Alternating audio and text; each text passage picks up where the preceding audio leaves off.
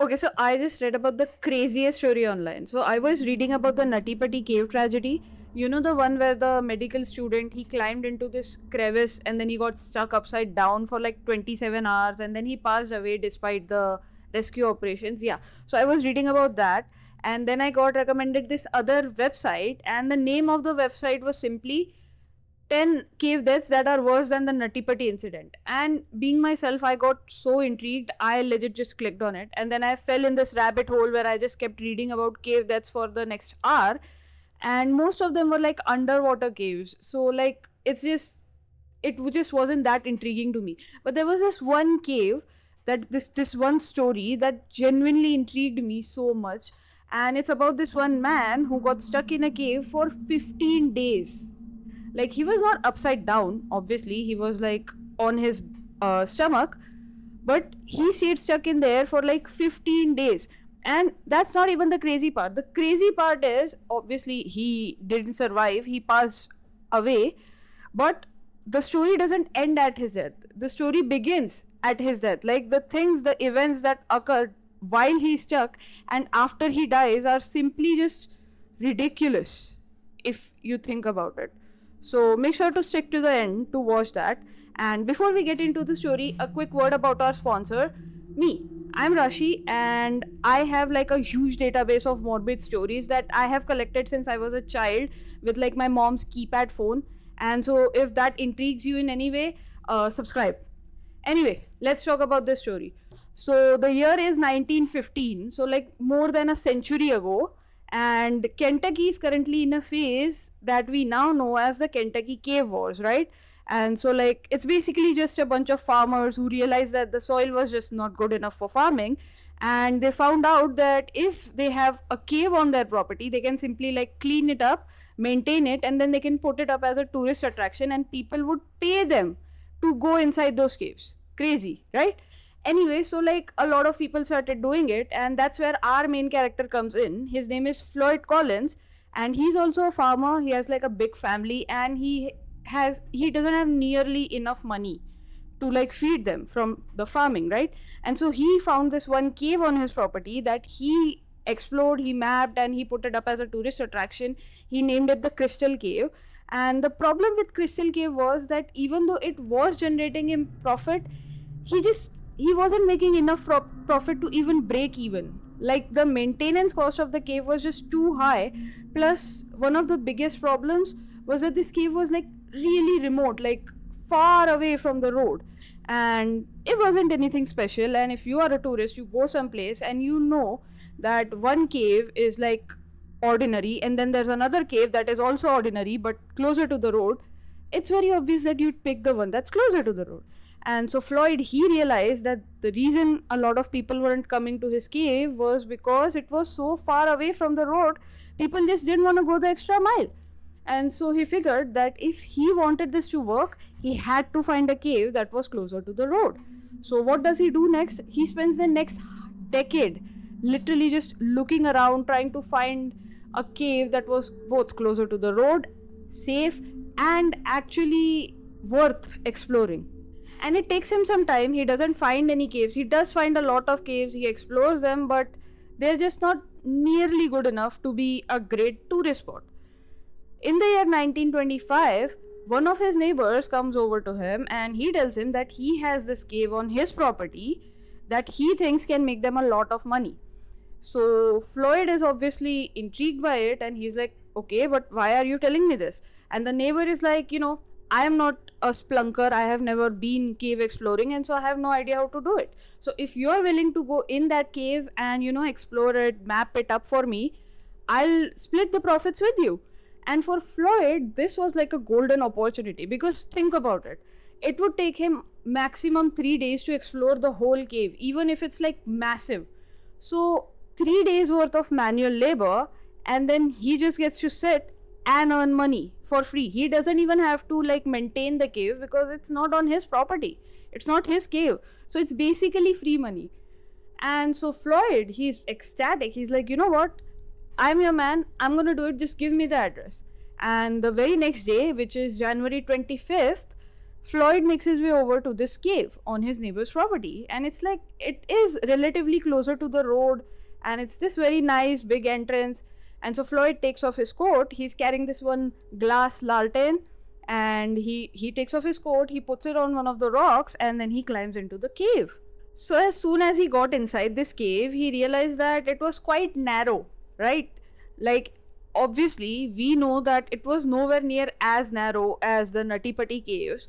Like, in this cave there was at least some breathing room. Like, it was not extremely compact, like right around his body, right? Like, he didn't have to squeeze himself constantly in order to fit through the crevices.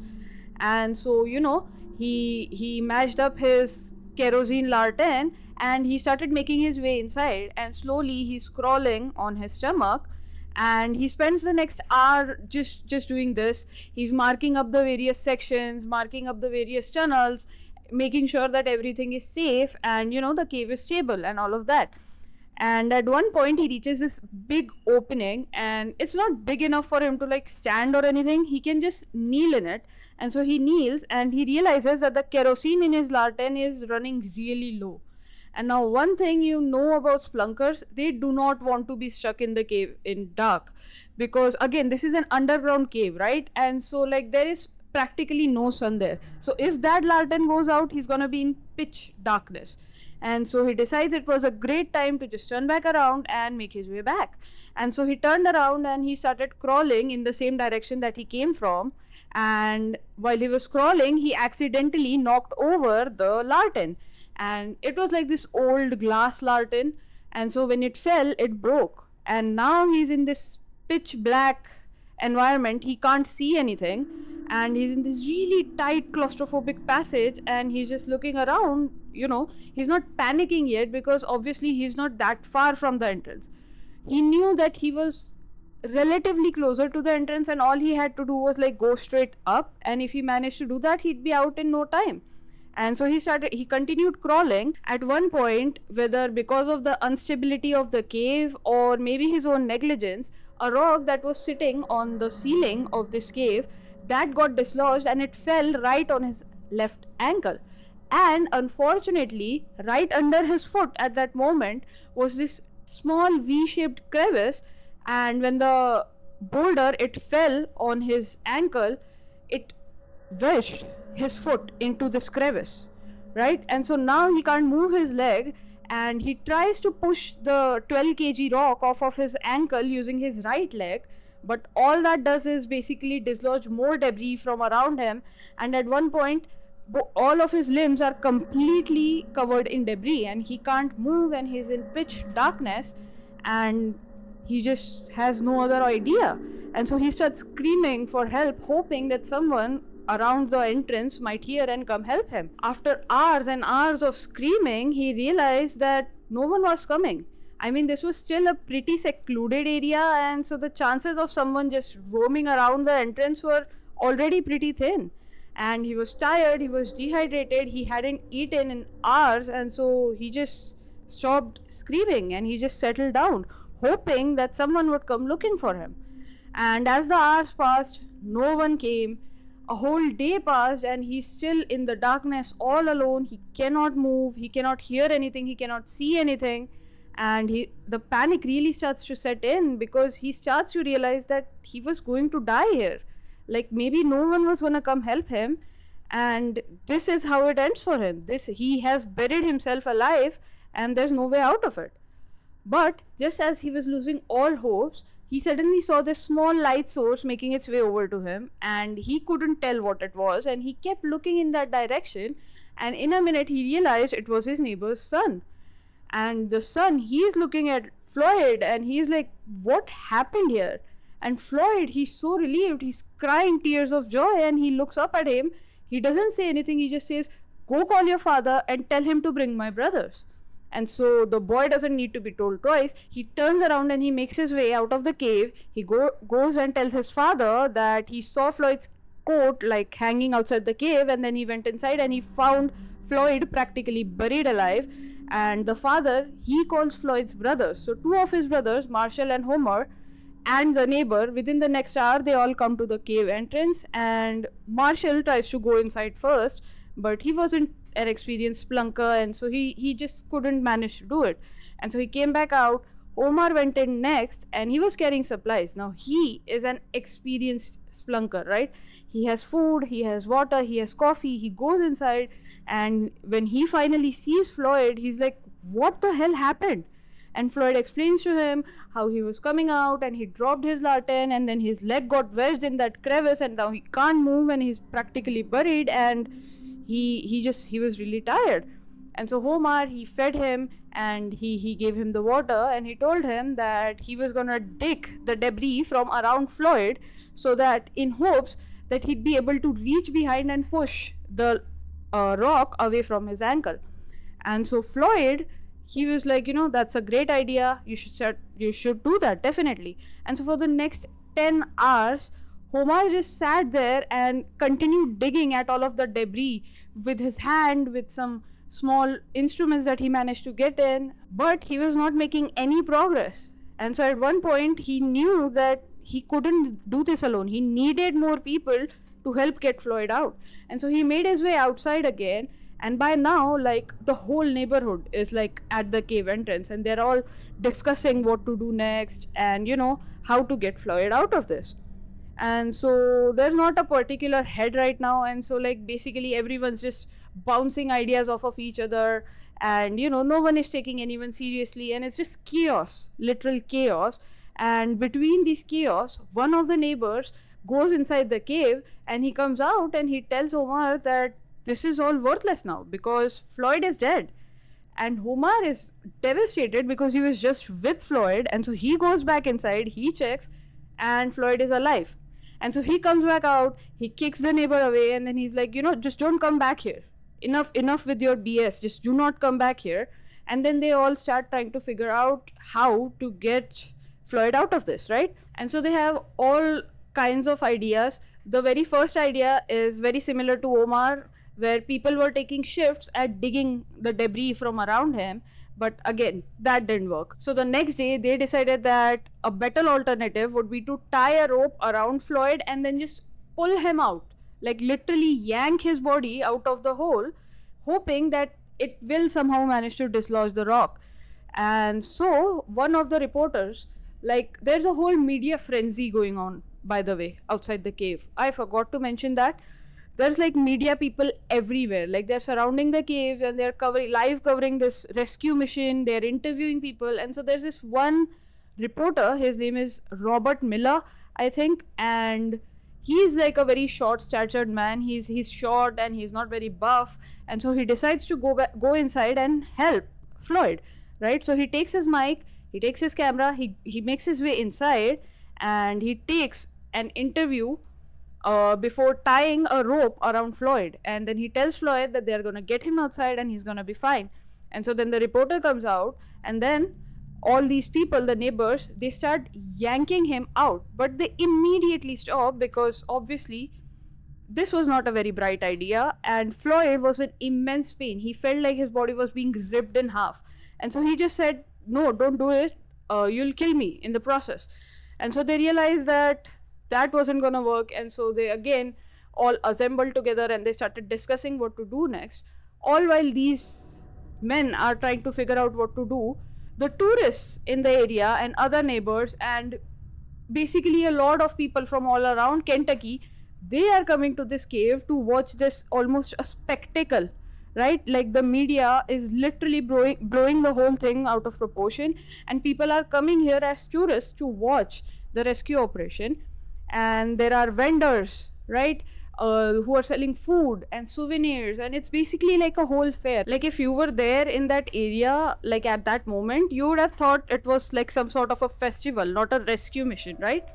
And so all these people, and the more the people, the more the ideas, and so no one is basically doing anything at this point, and they're all just basically causing chaos, where one person suggests something, the other person shuts him down, then he suggests something, the other person shuts him down.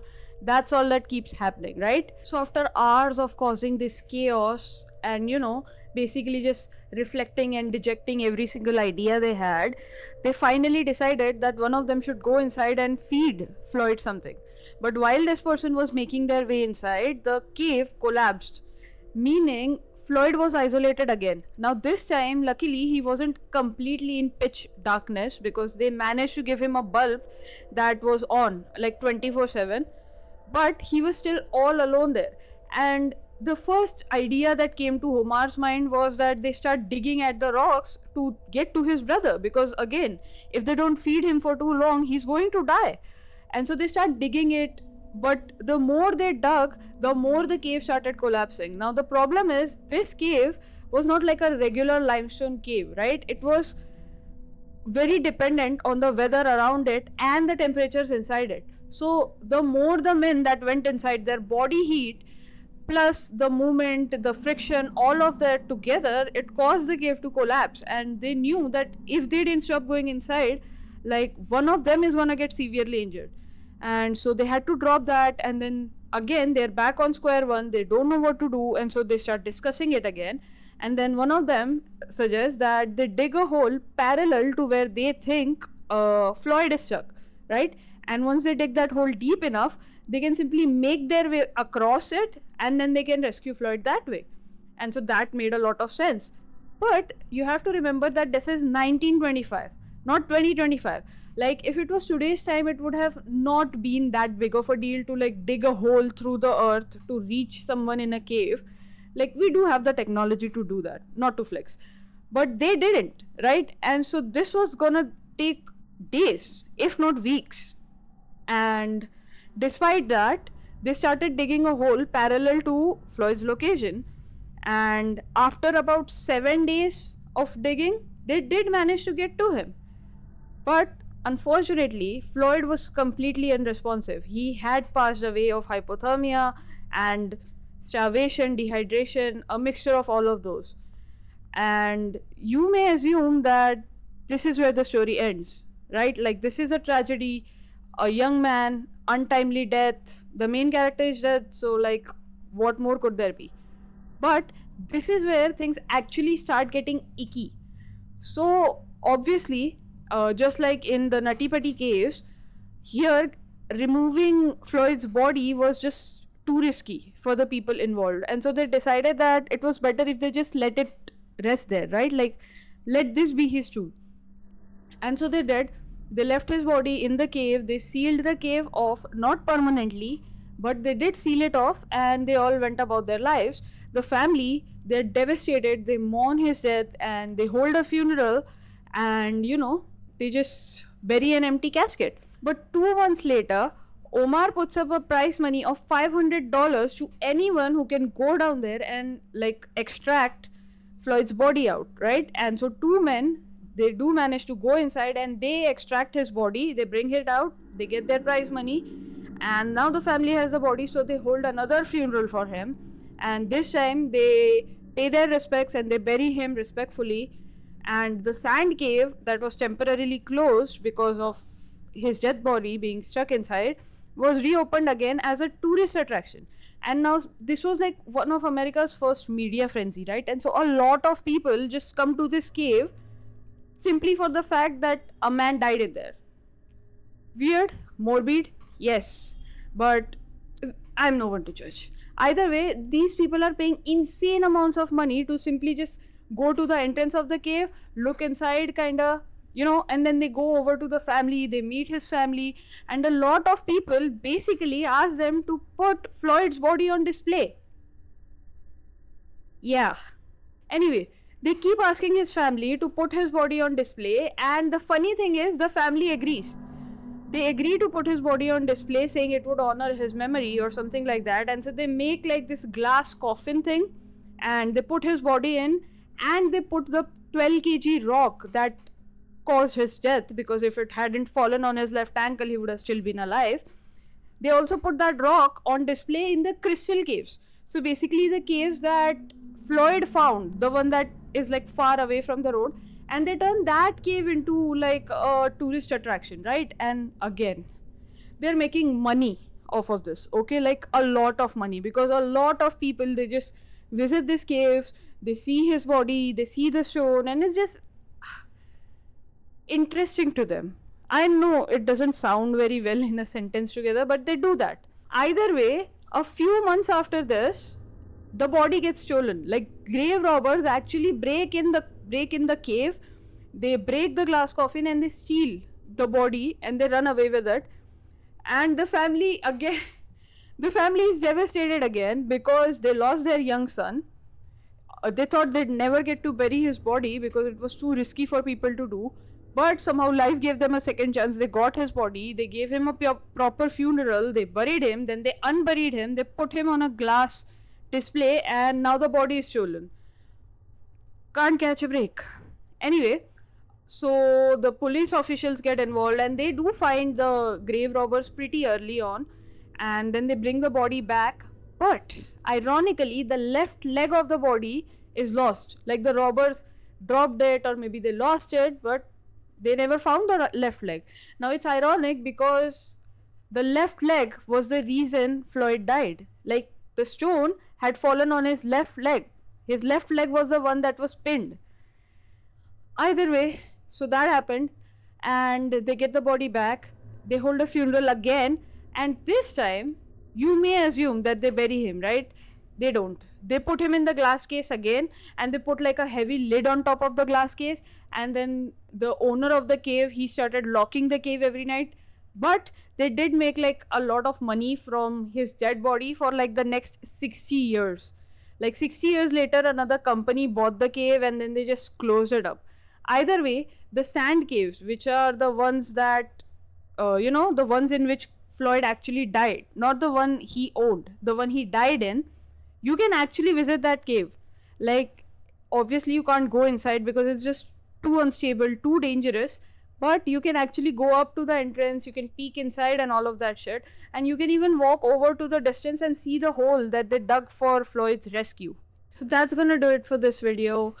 If you found this video interesting, and if you do think that you are as obsessed with morbid facts and morbid stories and morbid fates as I am, then, make sure to check out my channel, like this video, subscribe, turn on all notifications. What else do people say?